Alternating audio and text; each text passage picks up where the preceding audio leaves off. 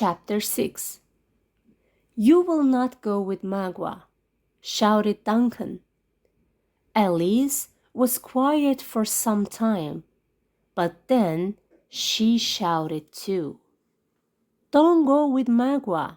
We're ready to die." "Then die," shouted Magua. He threw his tomahawk, and it cut off some Alice's yellow hair.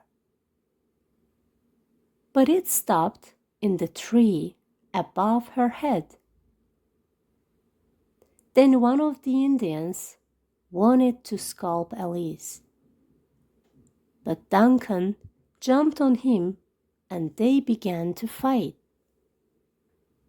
The Indian was on top of Duncan, and his tomahawk was ready to scalp Duncan.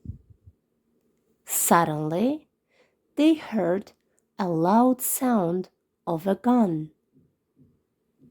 The Indian's eyes opened widely, and he fell dead next to Duncan. Uncas, Çinqaçquk, and Hawkeye ran out of the trees and attacked the Hurons. They fought hard and killed 5 men with their knives and tomahawks. Uncas fought with Magua and cut him with his knife. Magua fell. "He's dead," said Hawkeye, but Magua jumped up and ran into the woods. "Let him go," said Hawkeye. "He's not dangerous now." "You saved us," cried out the girls. "Thank you, oh, thank you." Uncas and Duncan looked at the sisters and felt happy.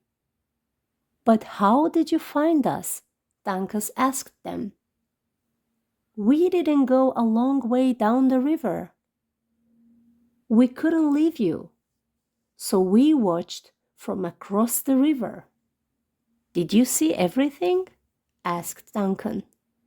"No, but we heard." "Now we have to go to north. We have to find Fort William Henry. Come on, it's dangerous here. More Hurons may come." All 6 of them walked quickly through the woods. Everybody was tired, but they climbed to the top of the mountain and looked down. From there, they saw Fort William Henry, and across the river were Montcalm's men, about 10,000 of them. "Let's go to father," said Cora. "You aren't afraid to die?" asked Hawkeye. "The French and the Hurons may kill us." They went down the mountain. The weather was very bad and they couldn't see much. At the bottom of the mountain, they stopped.